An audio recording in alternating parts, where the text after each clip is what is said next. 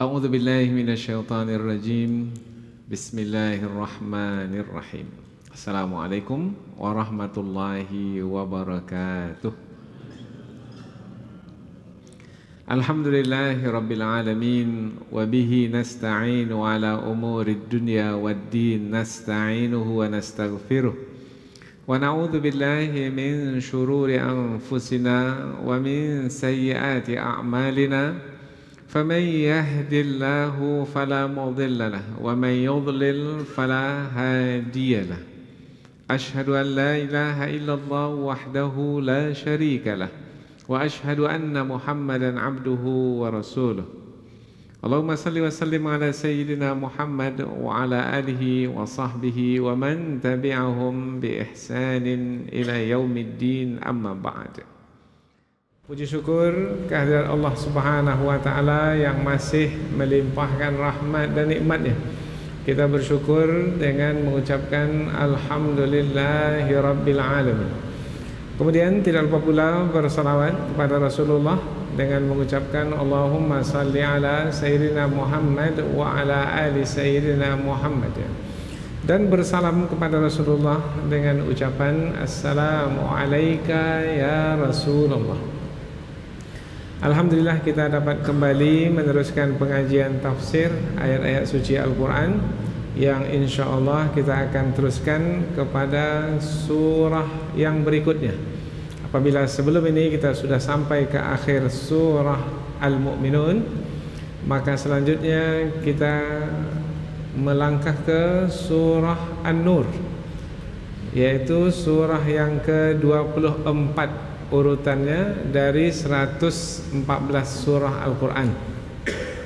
Surah Al-Mu'minun yaitu urutan yang ke-23, kemudian surah An-Nur yaitu urutan yang ke-24. Surah Al-Mu'minun menerangkan tentang orang-orang beriman, bahwasanya orang-orang beriman adalah orang-orang yang beruntung. Qad aflahal mu'minun. Keberuntungan mereka adalah karena keimanan mereka kepada Allah Subhanahu wa taala, sehingga setiap amal yang mereka kerjakan selama mereka hidup di dunia diterima oleh Allah Subhanahu wa taala. Kemudian Allah memberikan balasan kepada mereka di hari akhirat, di hari pembalasan, yaitu untuk orang-orang yang beriman dan beramal saleh, untuk mereka adalah syurga Firdaus. Kemudian di penghujung surah Al-Mu'minun disebutkan bahwasanya orang-orang kafir, orang-orang yang tidak beriman tidak akan beruntung. Apa sebab? Sebab umur yang mereka jalani ketika dunia, meskipun mereka melakukan banyak perbuatan di sepanjang umur mereka, tetapi karena perbuatan mereka itu tidak dilandasi dengan keimanan kepada Allah, maka perbuatan mereka itu sia-sia, tidak diterima oleh Allah Subhanahu wa taala sebagai amal yang akan mendapatkan balasan di hari akhirat. Mereka adalah orang-orang yang gagal dalam menjalani hidup di dunia ini, karena hidup di dunia ini adalah sebagai ujian, beriman atau tidak beriman. Mereka memilih untuk tidak beriman. Mereka gagal dalam ujian hidup, maka di hari akhirat, di hari pembalasan, mereka dilemparkan ke dalam neraka Jahannam. Maka orang-orang beriman berarti adalah orang-orang yang dengan keimanan mereka berhasil dalam ujian hidup di dunia. Nampak oleh mereka mana yang benar, mana yang salah. Oleh orang-orang beriman nampak jelas mana yang membawa mereka ke surga dan mana yang bisa membawa mereka ke neraka. Nampak jelas bagi orang-orang beriman, karena iman itu adalah cahaya. Siapa yang beriman berarti telah mendapatkan cahaya dari Allah Subhanahu wa taala. Wa ja'alna lahu nuran yamshi bihi fin nas. Allah berikan kepada orang-orang beriman itu cahaya, yang dengan cahaya itu mereka berjalan di muka bumi, maka nampaklah oleh mereka. Karena cahaya itu maknanya adalah yang menampakkan. Kita ini bisa melihat barang dengan jelas, apa saja yang ada di sekitar kita, adalah karena ada cahaya. Meskipun mata kita bagus sekalipun, kita bisa melihat. Tetapi kalau tidak ada cahaya, kita berada dalam keadaan di tempat yang gelap gulita, maka tidak akan mungkin kita bisa melihat apa-apa. Maka dengan cahaya, maka nampak terlihat. Nampak terlihat dengan jelas mana yang hak, mana yang batil, mana yang diperintahkan dan mana yang dilarang, mana yang menguntungkan dan mana yang merugikan. Maka para ulama kita menjelaskan mengapa surah An-Nur urutannya setelah surah Al-Mu'minun. Karena apabila surah Al-Mu'minun itu menerangkan tentang keimanan yang menjadi sebab keberuntungan, maka keimanan yang menjadi sebab keberuntungan itu adalah cahaya dari Allah Subhanahu wa taala. Maka di surah An-Nur diterangkan bahwasanya Allah adalah cahaya, cahaya langit dan bumi, di ayat yang ke-35 dari surah An-Nur, bahwasanya Allah adalah cahaya langit dan bumi, dan Allah memberikan cahayanya itu kepada siapa yang Dia kehendaki. Siapa yang dikehendaki? Yaitu yang diberi petunjuk. Mereka adalah dari kalangan orang-orang beriman. Orang-orang beriman mendapat cahaya. Orang-orang kafir tidak mendapatkan cahaya. Nah, apabila Allah memberikan cahaya kepada orang-orang beriman, maka dengan cahaya tersebutlah orang-orang beriman dapat dengan mudah menjalani hidup ini, karena mengetahui aturan yang apabila mereka ikuti, maka mereka mendapatkan banyak manfaat dan maslahat berkaitan dengan kehidupan yang mereka jalani. Maka di dalam surah An-Nur diterangkanlah hukum-hukum atau aturan-aturan, yaitu bagaimana menjalani hidup di tengah keluarga dan di tengah masyarakat supaya mendapatkan kemaslahatan dan manfaat. Bersuami istri bagaimana, dalam berkeluarga bagaimana, berpakaian bagaimana, bahkan sampai kepada perhubungan antara laki-laki dan perempuan bagaimana, memasuki rumah bagaimana, kemudian dalam panggil memanggil, seru menyeru bagaimana. Kalau dahulu ada Rasulullah di tengah-tengah kaum muslimin, memanggil Rasulullah itu seperti apa? Apakah sama dengan memanggil sahabat kita? Nah, kita kalau kepada sahabat kita memanggil nama saja, Abdullah umpamanya, Abdurrahman. Tapi kalau kepada Rasulullah boleh kita memanggil begitu saja, Muhammad begitu? Tidak. Ada adab, ada aturan.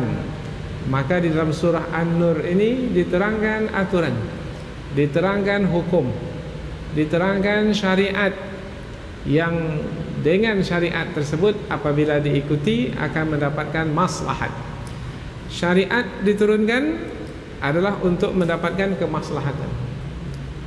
Apabila berlaku di tengah masyarakat kemudaratan, tak nampak maslahat, yaitu pergaulan umpamanya rusak antara laki-laki dengan perempuan, kemudian pergaulan rusak antara suami istri, orang tua anak, antara abang adik dalam keluarga, jiran tetangga, maka ketahuilah apabila ada kerusakan di dalam pergaulan di tengah masyarakat, di dalam keluarga, penyebabnya adalah karena ada syariat yang tidak dijalankan. Jadi terjaganya, terpeliharanya pergaulan dengan baik adalah ketika syariat yang Allah turunkan itu dijalankan dengan sempurna. Ada saja bahagian dari syariat itu yang tidak dijalankan, rusak kehidupan, maka akan mendatangkan kemudaratan, hilang kebahagiaan, hilang ketenangan, hilang kenyamanan, hilang kedamaian. Maka surah An-Nur adalah surah untuk menciptakan keamanan, ketenangan, kenyamanan di tengah keluarga dan di tengah masyarakat. Jangan sampai ada yang menuduh orang lain melakukan perbuatan zina umpamanya. Orang baik-baik tetapi dituduh melakukan perbuatan zina. Perempuan baik, perempuan solehah, tapi dituduh melakukan perbuatan zina.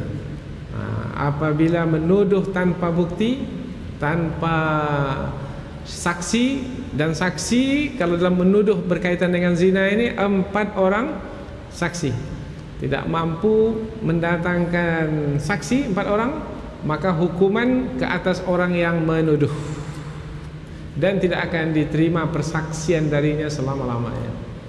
Begitu hukuman, itu aturan mesti dijalankan.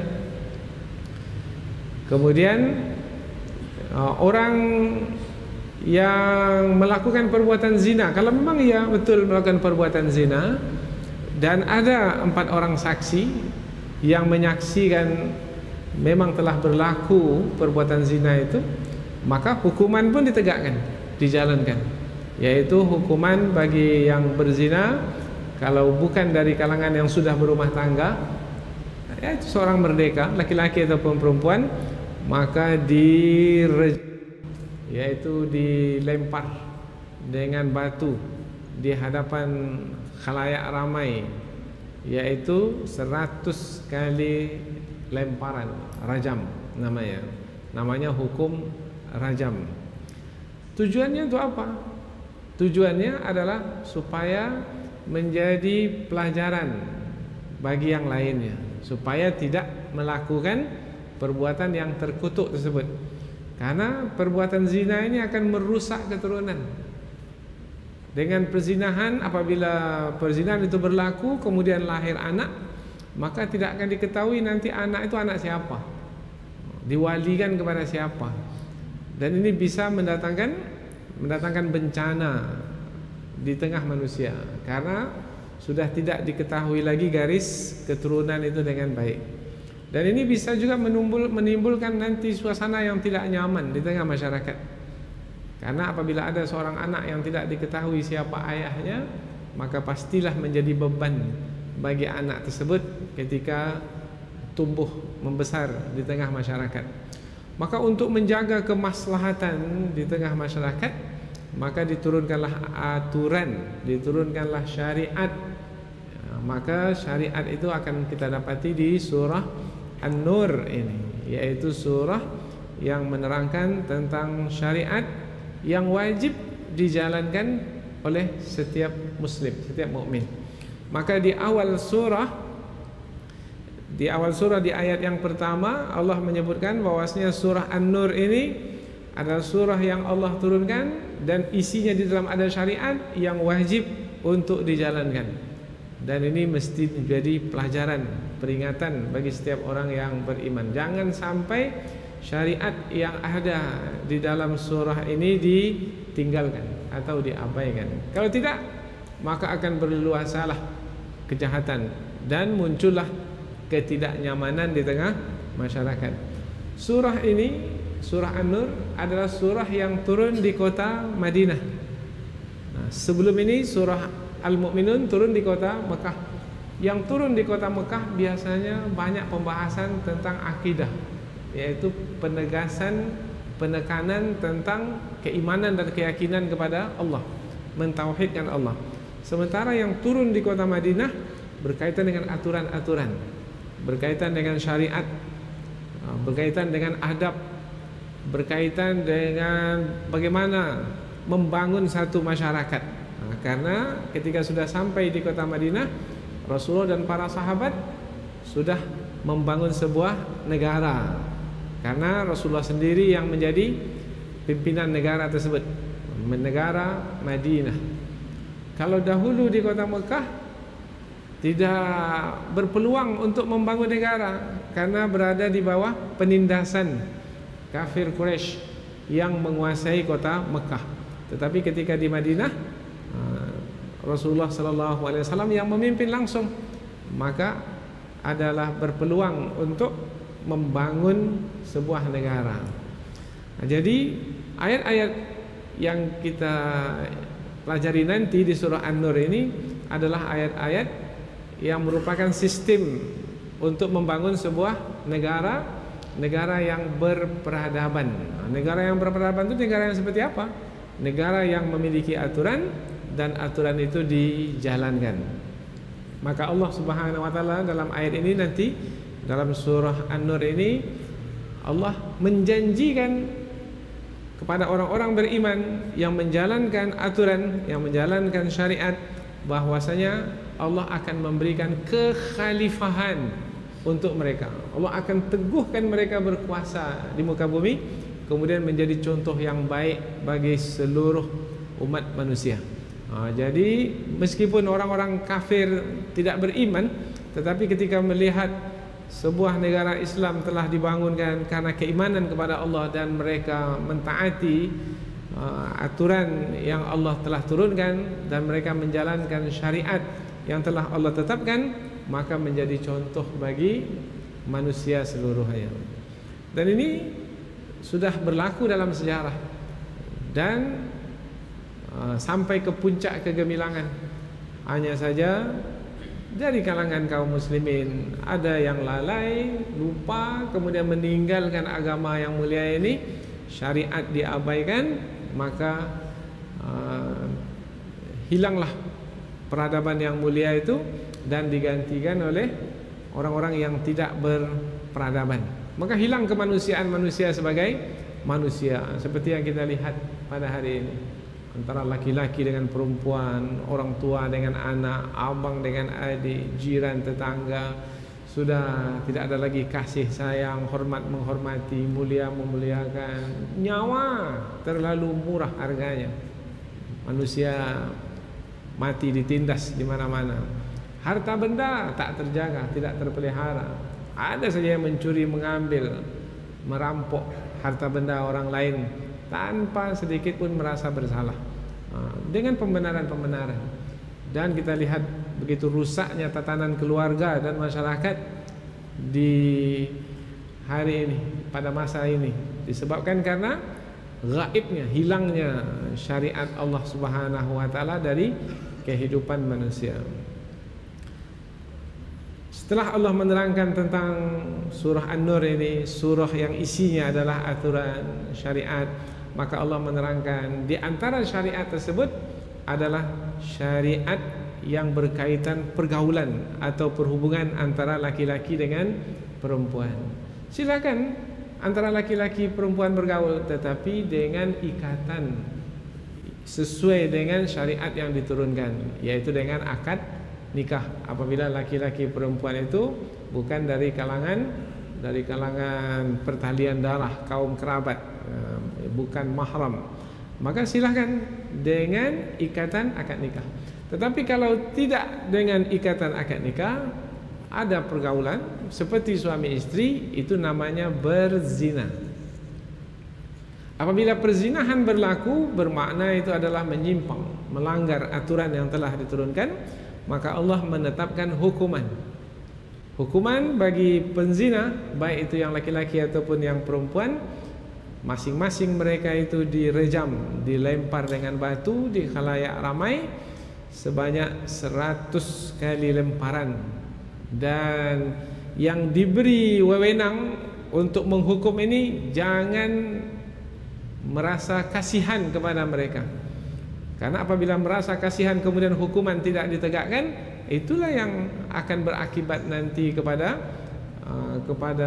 mudahnya manusia melanggar.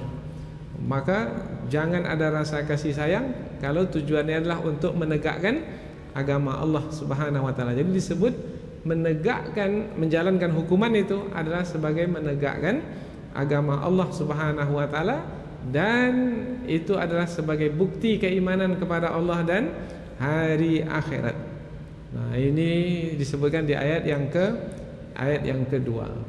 Kemudian Allah juga menyebutkan bahwasanya apabila ada laki-laki suka berzina, perempuan suka berzina, pada masa jahiliyah memang seperti itu.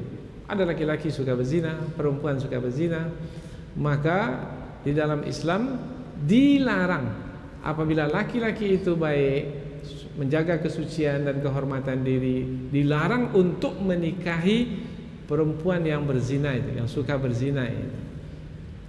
Tujuannya untuk apa? Untuk menjaga garis keturunan. Begitu juga sebaliknya. Dan ada kejadian yang berlaku pada masa Rasulullah dahulu, yaitu ada seorang sahabat Nabi yang berhijrah ke Madinah.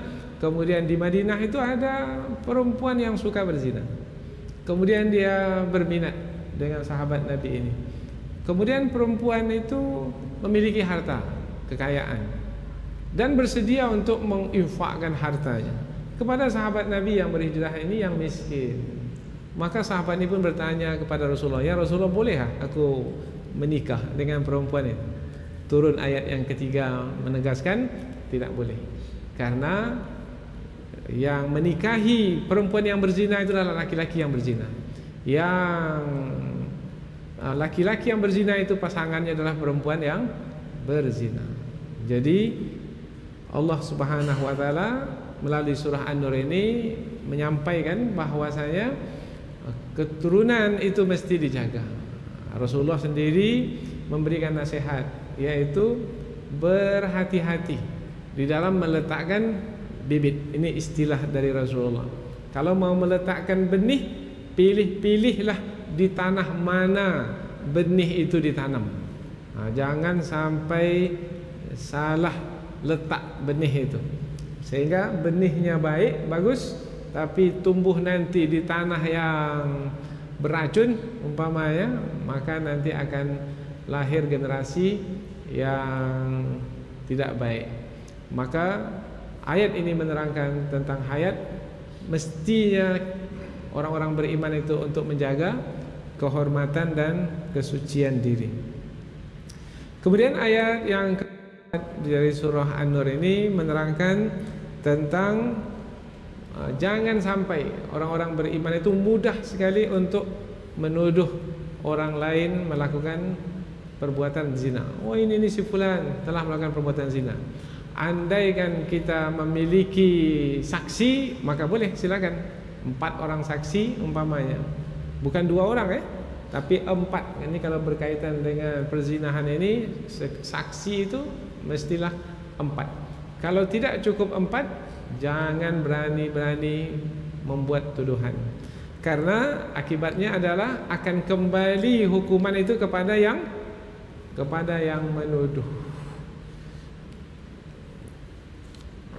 Mengapa sampai dijaga sedemikian rupa sehingga tidak sembarangan dalam tuduh-menuduh? Tujuannya adalah untuk menjaga kenyamanan di dalam masyarakat. Karena tuduh-menuduh ini bisa membawa kepada kegoncangan masyarakat. Dan ini pernah berlaku dahulu pada masa Rasulullah dahulu, yaitu ada dari kalangan orang-orang munafik yang menuduh siapa? Istri Rasulullah. Menuduh Aisyah radhiyallahu anha telah melakukan perbuatan yang tercela dengan salah seorang sahabat Nabi, yaitu Safwan bin Mu'attal. Nah, tetapi rupanya itu hanyalah tuduhan dusta. Karena Allah Subhanahu wa taala menurunkan ayat Al-Quran menerangkan tentang Aisyah adalah yang bebas dari tuduhan itu. Nah, peristiwa yang berlaku pada masa Rasulullah dahulu itu menjadi pelajaran bagi kita. Maka disebut dalam surah An-Nur ini tentang peristiwa tersebut supaya jangan sampai berlaku. Bagaimana akibat dari peristiwa itu? Rumah tangga Rasul goncang. Rasulullah meskipun seorang Rasul tidak bisa menentukan kepastian dari berita bohong tersebut. Disebut berita bohong, yaitu berita yang menuduh Aisyah telah melakukan perbuatan yang tercela dengan salah seorang sahabat Nabi. Nabi membenarkan tidak bisa, Nabi menidakkan pun juga tidak bisa. Goncang rumah tangga Nabi. Akhirnya Nabi meminta Aisyah supaya kembali ke rumah orang tuanya, menenangkan diri di sana. Sampailah ayat Al-Quran turun menyelesaikan persoalan tersebut. Jadi akibat dari tuduhan itu bisa menggoncangkan rumah tangga. maka mesti berhati-hati berkaitan dengan tuduhan apabila berhubungan dengan perzinahan, yaitu antara laki-laki dengan perempuan.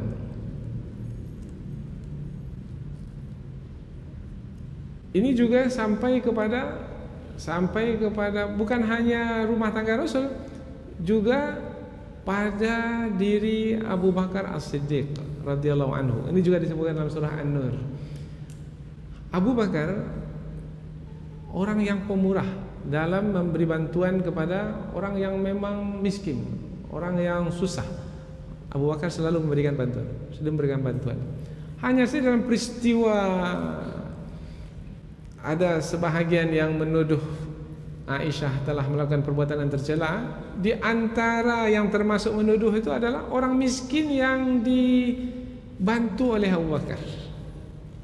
Akhirnya Abu Bakar marah, yaitu tidak mau lagi membantu orang yang miskin itu, karena dia ikut-ikut di dalam menyebarkan berita bohong di tengah masyarakat. Namun Allah Subhanahu wa taala menyampaikan kepada Abu Bakar tidak sepatutnya berbuat demikian, yaitu maafkanlah. Kalau memang dia telah mengakui kesalahan, maka jangan hentikan bantuan kepadanya, maafkan. Sampai sedemikian rupa. Jadi bukan hanya pada kalangan tertentu saja gangguan itu berlaku, tetapi juga kepada keluarga yang lainnya juga, sehingga menyebar di tengah masyarakat. Itu kalau baru satu peristiwa yang berlaku. Kalau 2 peristiwa, 5 peristiwa, 10 peristiwa. Nah, dan pada hari ini pula di tengah masyarakat, apabila ada peristiwa yang seperti itu berlaku, maka stasiun-stasiun TV hebat sekali menyebarkan berita ini. Akhirnya menjadi perbincangan di tengah masyarakat. Habis umur membincangkan itu saja. Kemudian tak dapat dipastikan entah yang berlaku itu benar atau tidak. Maka kita jangan terbawa-bawa kepada keadaan yang buruk itu. Maka melalui surah An-Nur ini kita mengetahui sepatutnya kita di dalam menjalani kehidupan bermasyarakat, berkeluarga itu seperti apa. Kemudian juga di dalam surah An-Nur ini Allah Subhanahu wa taala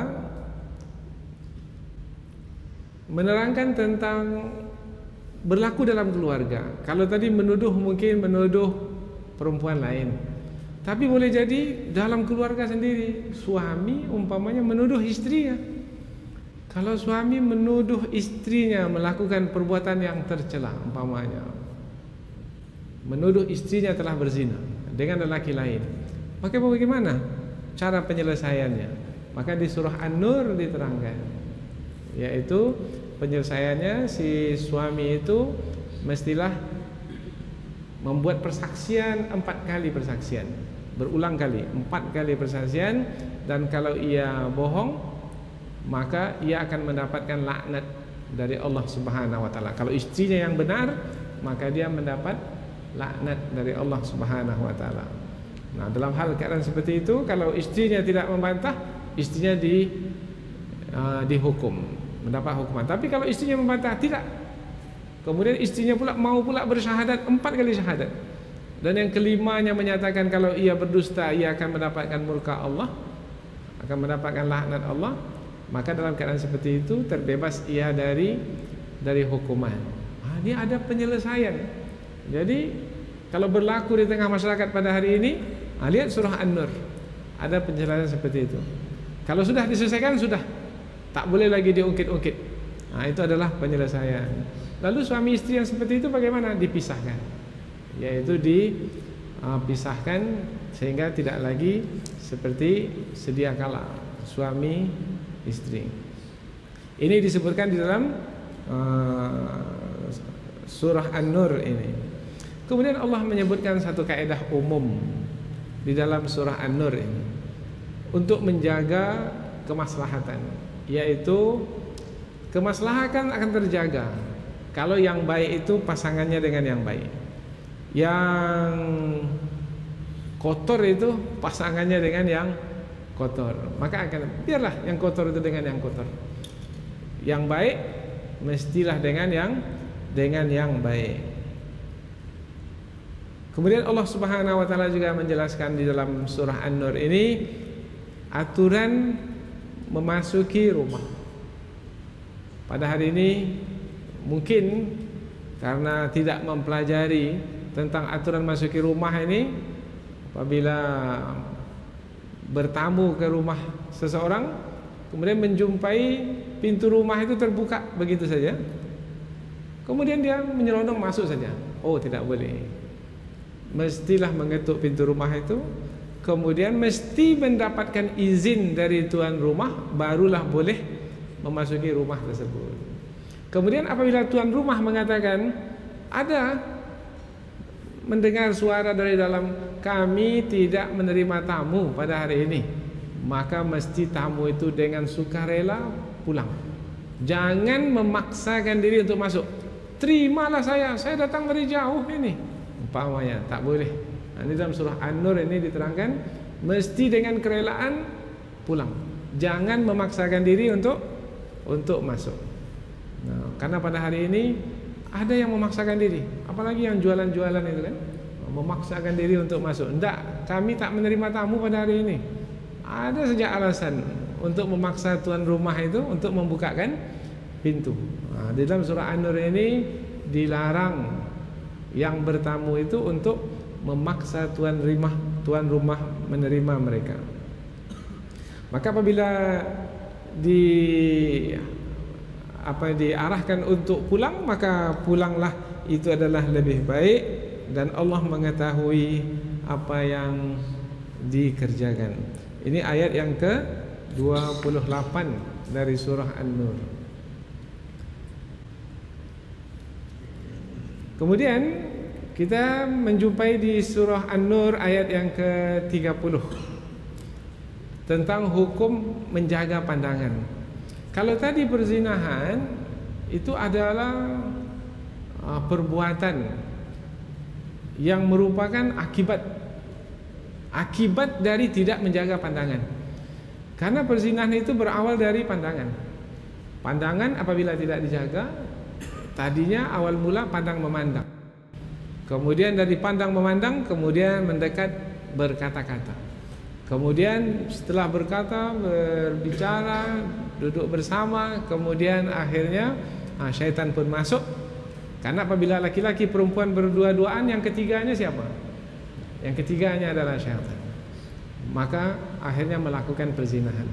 Maka di surah An-Nur ayat yang ke-30 Allah Subhanahu wa taala menerangkan aturan, yaitu untuk menjaga supaya tidak berlaku perzinahan itu adalah dihalang sebabnya atau ditiadakan sebabnya. Yang pertama yaitu pandang memandang. Laki-laki jaga pandangan, perempuan jaga pandangan terhadap lawan jenis. Yang pertama Allah perintahkan kepada laki-laki dahulu, karena kadang-kadang laki-laki menjaga pandangan, perempuan tidak, atau perempuan yang menjaga pandangan, laki-laki tidak. Allah perintahkan kepada kedua-duanya, kepada laki-laki juga, kepada perempuan juga, supaya menjaga pandangan, karena itu adalah untuk menjaga kehormatan, untuk menjaga kesucian. Karena Allah Subhanahu wa taala Maha mengetahui tentang keadaan manusia. Maka jangan sampai melanggar aturan ini. Karena dalam hadis Nabi disebutkan pandangan itu adalah anak panah daripada anak panah iblis. Dari situlah masuknya iblis itu, memandang sampai tak berkedip. Ada memang kita terdengar an-nazratul ula laka, pandangan yang pertama itu tak mengapa, wan nazratus tsaniyatu alaika, tapi pandangan yang kedua, memandang kepada lawan jenis yang kedua, kali yang kedua, itu adalah dosa. Maka pandai-pandailah menjaga diri, jangan sampai pandangan itu membawa dosa. Saya sekali aja mandang Ustaz, tapi mandangnya lama. Itu tidak bisa diterima ya. Memandang yang pertama itu karena kebetulan, maka yang kedua itu mesti dihentikan. Kecuali apabila memang ada hajat, ada memang keperluan, umpamanya seperti dalam taklim, pengajaran umpamanya, atau berjual beli umpamanya. Dalam keadaan-keadaan hajat tertentu, dalam batas-batas yang dibolehkan, maka tidak mengapa. Tapi pandai-pandailah kita, yaitu mana yang bisa membawa kepada kemudaratan. Karena munculnya hawa nafsu, syaitan pun masuk, maka bisa nanti menjadi sebab kepada perzinahan. Bahkan dikatakan perzinahan itu bukan hanya perhubungan seperti perhubungan suami istri saja. Bahkan mata yang memandang itu pun juga disebut berzina. Telinga yang mendengar itu pun juga disebut berzina. Maka mesti berhati-hati. Karena dalam ayat di surah yang lain disebutkan, Allah bukan melarang ketika berkaitan dengan perbuatan zina, jangan kamu berzina, tidak. Tapi dalam ayat yang lain Allah berfirman, jangan dekati zina. La taqrabuz zina, jangan mendekati zina. Jadi mendekatinya saja tak boleh, apalagi melakukan perbuatan yang terkutuk itu. Di ayat yang ke-31 diterangkan pula bahwasanya bukan hanya laki-laki yang mesti menjaga pandangan, perempuan pun juga mesti menjaga pandangan. Kemudian bukan hanya menjaga pandangan, juga menjaga pakaian. Pakaian yang dipakai mesti menutup aurat. Aurat wanita adalah seluruh tubuhnya, kecuali muka dan telapak tangan. Kemudian ada lagi satu pendapat, muka dan telapak tangan dan yang biasa nampak. Nah, apa yang biasa nampak?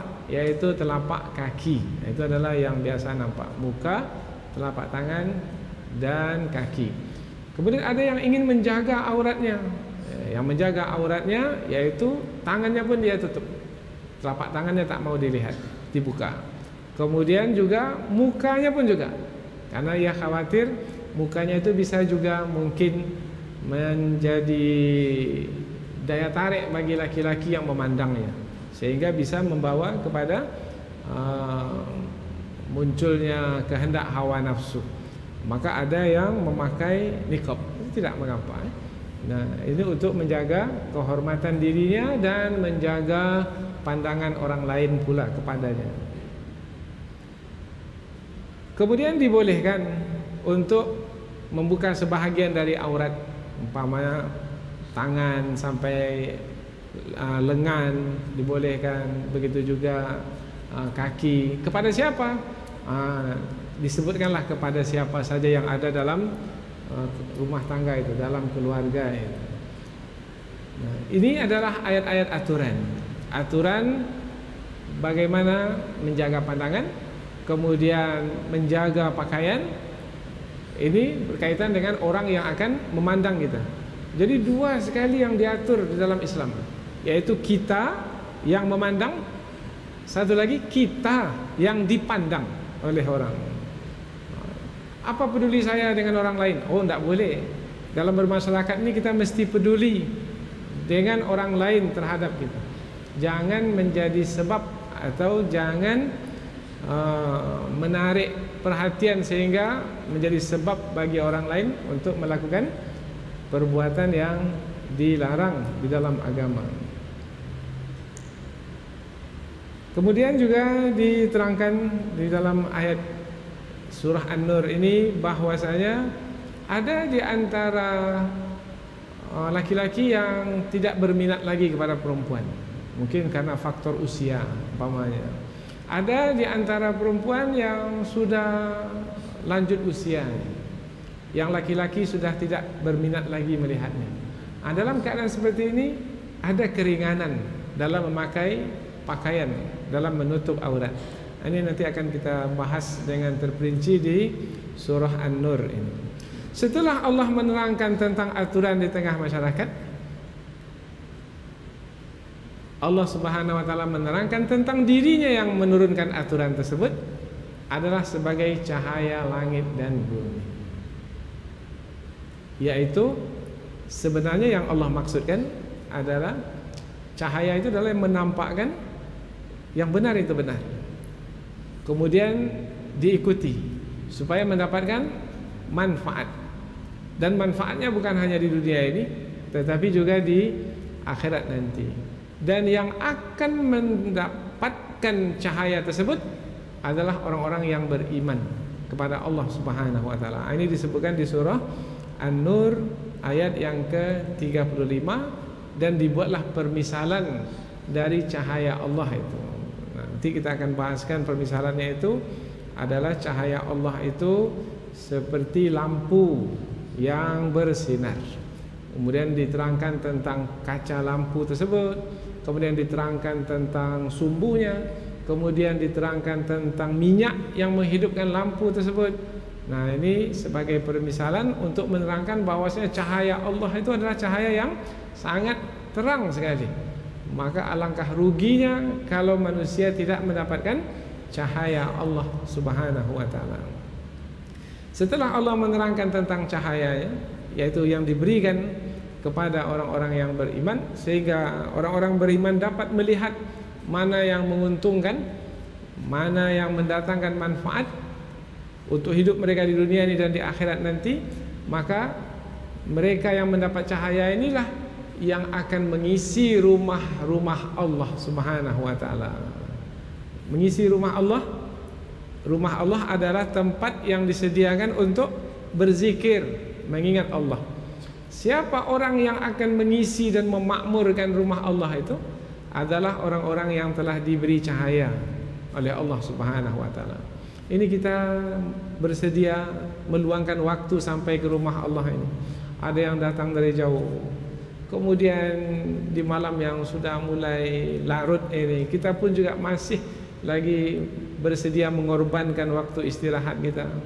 Kemudian di waktu keadaan hujan seperti ini, kita juga masih tetap istiqamah sampai ke tempat ini. Mengapa kita bisa seperti ini? Karena cahaya yang telah Allah berikan itu menampakkan kepada kita mana yang terbaik bagi hidup kita. Maka bagi kita ini bukanlah halangan bagi kita. Jauhnya jarak umpamanya, kemudian keadaan, bukanlah halangan bagi kita untuk beramal. Karena semakin berat amal yang kita lakukan, maka semakin banyak balasan kebaikan yang akan kita dapatkan. Ini siapa yang bisa melihat seperti ini? Orang yang memiliki cahaya. Maka semakin terang cahaya yang dimiliki oleh seseorang, semakin nampak terlihat jelas yang tersembunyi bagi orang lain. Maka bersyukur apabila kita diberi cahaya oleh Allah, maka kita akan dapat memakmurkan rumah Allah Subhanahu wa taala. Nampak oleh kita mana yang menguntungkan dan mana yang lebih menguntungkan. Berjual beli menguntungkan. Bisa kita mendapat rezeki, kemudian kita bisa memenuhi keperluan hidup kita. Tetapi beribadah di rumah Allah itu lebih menguntungkan. Maka sampai masanya kita akan tinggalkan perdagangan itu. Umpamanya pada hari Jumat, apabila sudah berkumandang azan di hari Jumat, idza nudiya lis-salatu min yaumil jumu'ah fas'au ila dzikrillah wa dzarul bai'. Nah, ini disebutkan di dalam surah An-Nur ini ayat yang ke-37. Bahwasanya orang-orang yang memakmurkan rumah Allah itu adalah orang-orang yang tidak dilalaikan oleh perdagangan, oleh jual beli, dari berzikir mengingat Allah. Pada hari ini kita lihat di waktu-waktu sholat sibuk berdagang, berjual beli. Bukan hanya melalaikan sholat ke akhir waktu, enggak, tapi memang tidak sholat sama sekali karena sibuk dengan dunia, perdagangan, jual beli. Nah, sementara hidup kita ini bukan hanya untuk dunia ini saja. Yang kita dapatkan di dunia ini adalah untuk dunia kita. Sementara yang akan kita bawa ke akhirat kelak adalah amal ibadah yang kita kerjakan itu. Solat, zakat yang kita keluarkan, kemudian rasa takut kepada hari akhirat, yang pada hari itu mata akan terbelalak, hati akan terbalik. Nah, apabila kita dapat menyiapkan diri untuk hari akhirat, ini orang-orang yang memakmurkan rumah Allah itu, Allah akan memberikan balasan lebih baik dari apa yang telah mereka kerjakan, dan Allah memberikan tambahan dari karunia-Nya. Ini ayat yang ke-38. Kemudian Allah menyebut di penghujung ayat, Allah akan memberikan rezeki kepada orang yang seperti itu tanpa hisab. Jadi Allah akan beri rezeki tanpa hisab. Tanpa hisab itu maknanya tak terkira, tak bisa dikira, tak bisa dihitung, karena terlalu banyak. Wallahu yarzuqu man yasha'u bighairi hisab. Nah, di mana letak ayat itu? Ayat itu diletakkan setelah Allah menerangkan tentang dirinya sebagai cahaya langit dan bumi, yang memberikan cahaya kepada siapa yang Dia kehendaki. Kemudian ada satu lagi golongan manusia yang tidak mendapat cahaya, yaitu orang-orang kafir yang hidup mereka itu di dunia ini hanyalah untuk dunia ini saja. Makan, makan, makan, untuk kesenangan dunia. Minum, minum, minum. Kalau sudah penat, tidur. Besok bangun, makan, minum, kemudian tidur. Yang akan mengejutkan mereka nanti adalah kematian. Kemudian apabila dihadapkan ke hadapan Allah, mereka tidak akan mendapatkan balasan apa-apa.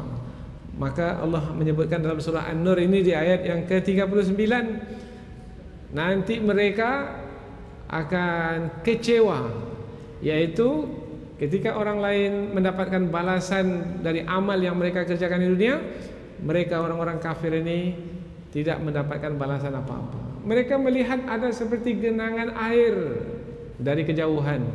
Mereka haus, kemudian mendekati yang mereka sangka sebagai genangan air itu. Tetapi ketika genangan air itu didekati, mereka tidak mendapatkan apa-apa. Maka ketika itu mereka barulah kecewa. Nah, kecewa pada masa itu, di hari akhirat, di hari pembalasan, itu adalah kecewa yang terlambat, yang tidak ada gunanya. Nah, ini di ayat yang ke-39. Begitu juga di ayat yang ke-40. Nah, siapa orang yang beruntung? Orang yang beruntung adalah orang yang tadi, yaitu orang yang beriman kepada Allah. Kemudian Allah memberikan kepadanya cahaya, yang dengan cahaya itu dia dapat melihat mana yang terbaik untuk hidupnya. Kemudian dia beramal saleh, dia dapatkan kebaikan di dunia, dan dia dapatkan kebaikan di akhirat. Kemudian di surah An-Nur ini juga diterangkan tentang Allah Subhanahu wa taala adalah pencipta. Pencipta makhluk yang melata, yang makhluk yang melata yang dicipta itu diciptakan dari air. Jadi asal penciptaan makhluk yang melata di permukaan bumi, termasuk manusia yang bergerak di muka bumi, adalah dari air. Kemudian Allah menyebutkan ada di antara yang melata, yang bergerak itu bergerak berkaki 4, ada juga yang melata itu dengan badannya seperti ular, ada yang bergerak dengan 2 kaki, ada yang bergerak dengan 4 kaki. Yang kesemua itu adalah ciptaan Allah seperti mana yang Ia kehendaki, dan Allah Maha berkuasa atas segala sesuatu. Untuk apa Allah Subhanahu wa taala menerangkan tentang dirinya sebagai pencipta? Supaya kita yang dicipta ini memahami bahwasanya hendaklah kita yang dicipta ini menjalankan kehidupan seperti yang dikehendaki oleh pencipta. Barulah kita mendapatkan kebaikan dan keselamatan. Bagaimana supaya sesuai dengan yang dikehendaki oleh pencipta? Ayat 46 menjelaskan. Kembali lagi Allah menerangkan tentang Al-Quran yang diturunkan, yaitu Al-Quran yang diturunkan ayat-ayat itu adalah ayat-ayat yang penuh dengan hukum, aturan, petunjuk yang jelas, yang apabila diikuti maka ia adalah sebagai jalan yang lurus yang akan menyampaikan ke tujuan. Jalan yang lurus yang menyampaikan ke tujuan kemana? Ke surga. Karena perjalanan hidup kita ini sebenarnya adalah pada ujungnya, di ujung sana adalah surga atau satu lagi yaitu neraka. Kita ingin perjalanan hidup kita ini nanti berakhir di surga. Nah, yang berakhir di surga ini adalah yang beriman kepada Allah, yang beriman kepada Rasul, yang taat, yang patuh. Hanya saja ada dari kalangan manusia yang berpaling. Tsumma yatawalla fariqum minhum min ba'di dzalik. Ada yang berpaling. Jadi manusia menjadi dua kumpulan. Yaitu ada kumpulan yang menempuh jalan yang lurus dan satu lagi kumpulan yang menempuh jalan yang menyimpang dari jalan yang lurus. Yang menyimpang itu adalah jalan yang sesat. Mereka ini adalah ketika diseru supaya mengikuti syariat Allah Subhanahu wa taala, supaya mengikuti petunjuk Allah dan petunjuk Rasulnya, dan supaya mereka menetapkan hukum di antara mereka seperti mana yang Allah turunkan kepada mereka, tetapi mereka ini berpaling. Ini disebutkan di ayat yang ke-48. Semestinya mereka ini tunduk dan patuh dengan kerelaan, dengan kerendahan hati kepada kebenaran. Orang yang seperti ini adalah orang yang dalam hati mereka ada penyakit. Nah, penyakit apa yang ada dalam hati mereka itu? Kekufuran. Karena kekufuran itu adalah penyakit yang tersimpan di dalam hati.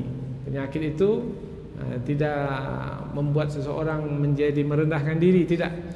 Penyakit kekufuran itu membuat seorang menyombongkan diri.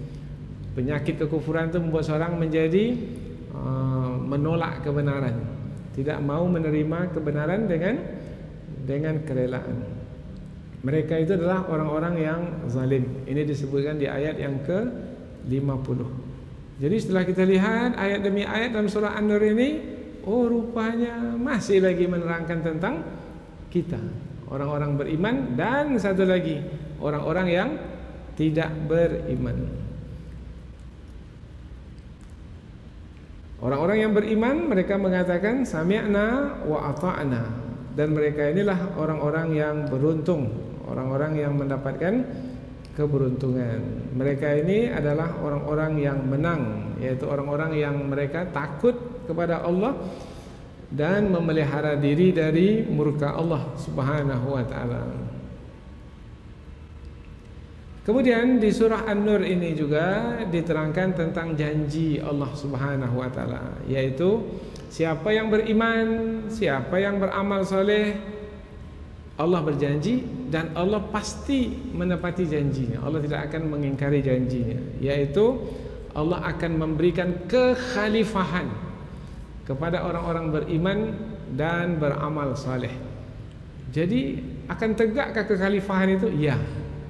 Siapa yang akan menegakkan kekhalifahan itu? Kekhalifahan kekuasaan.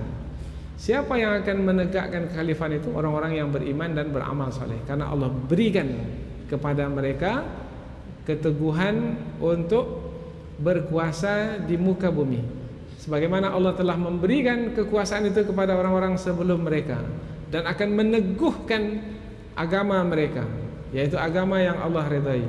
Dan Allah ganti ketakutan yang sebelumnya menyelimuti mereka, Allah akan angkat ketakutan itu dan Allah ganti dengan keamanan.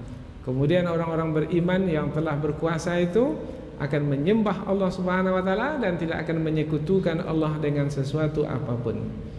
Dan siapa yang fasik, siapa yang tidak beriman selepas itu, maka mereka itu adalah orang-orang yang fasik.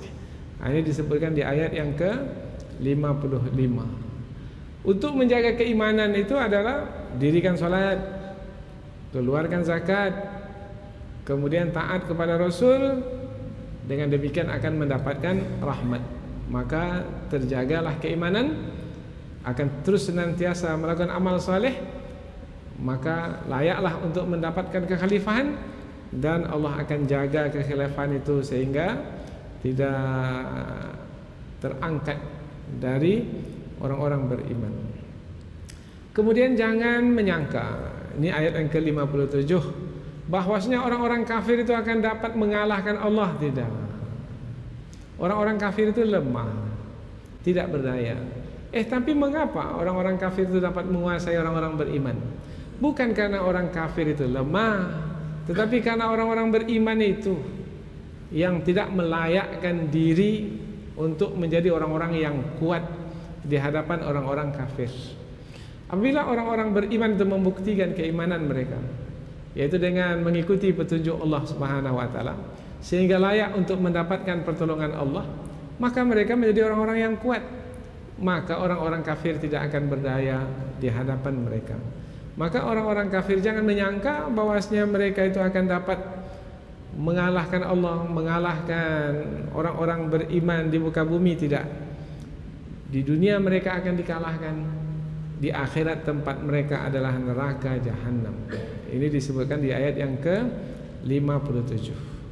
Kemudian ayat yang ke-58, ayat yang ke-59 ini menerangkan tentang waktu-waktu yang mesti diperhatikan oleh anak apabila mereka dalam rumah.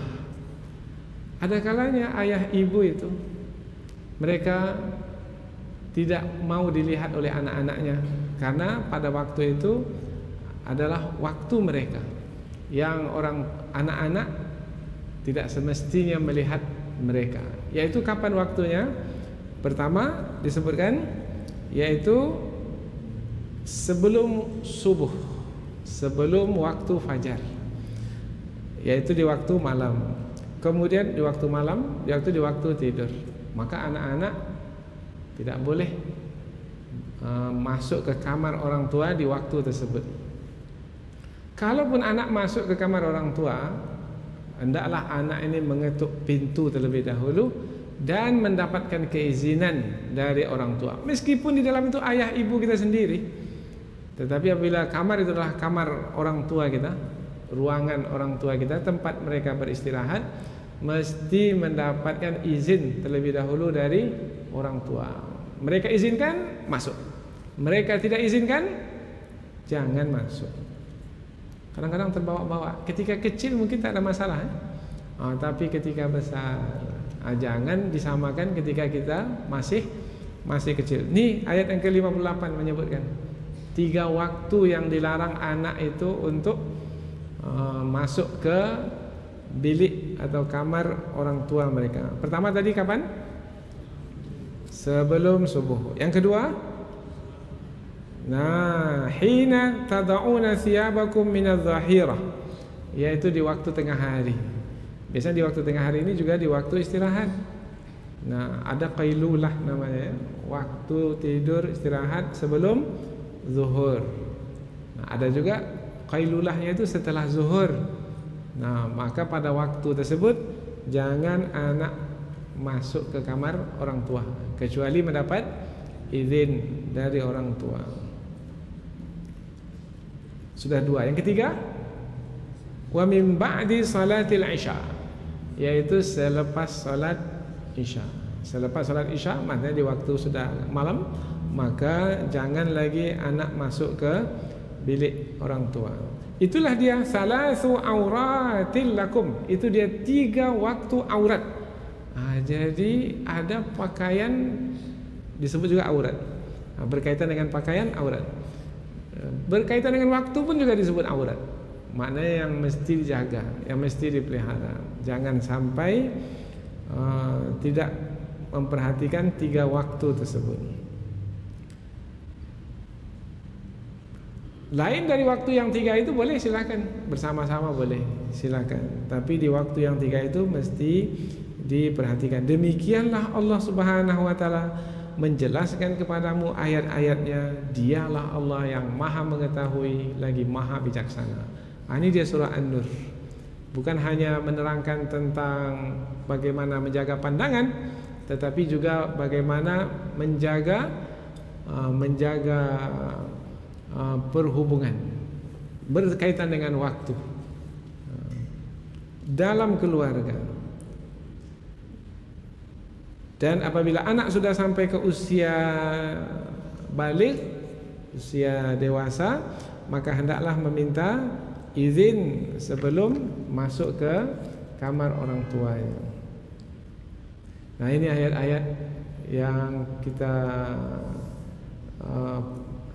kita dapat sampaikan di waktu yang terbatas ini sebagai menerangkan bahwasanya inilah dia ayat-ayat yang akan kita pelajari di surah An-Nur ini, yaitu yang menerangkan tentang hukum-hukum yang berkaitan dengan keluarga, berkaitan dengan masyarakat, kaitan dengan laki-laki dan perempuan, kemudian juga kaitan dengan pergaulan, yaitu dalam panggil memanggil, termasuk ketika dahulu pada masa Rasulullah, yaitu memanggil Rasulullah. Ini seperti yang disebutkan di dalam ayat yang ke-63. Akhir dari surah An-Nur diterangkan bahwasanya Allah lah pemilik langit dan bumi ini. Allah mengetahui seperti apa keadaan kita ini, maka Allah Subhanahu wa taala menurunkan syariatnya supaya kita dapat menjalankan hidup kita ini dengan tepat sampai masanya kita akan dikembalikan kepada Allah Subhanahu wa taala, kemudian akan diberitahukan kepada kita tentang balasan yang akan kita terima, dan Allah Maha mengetahui segala sesuatu. Dari penyampaian tadi maka terbayanglah oleh kita apa saja yang akan kita pelajari dalam surah An-Nur ini. Dan setelah kita bahagikan surah An-Nur ini untuk setiap pertemuan, maka kita akan menyampaikan surah An-Nur ini dalam 11 kali pertemuan, insyaallah. Mudah-mudahan ada manfaatnya. Subhanakallahumma wa bihamdika asyhadu an la ilaha illa anta wa astaghfiruka wa atubu ilaik. Wassalamualaikum warahmatullahi wabarakatuh.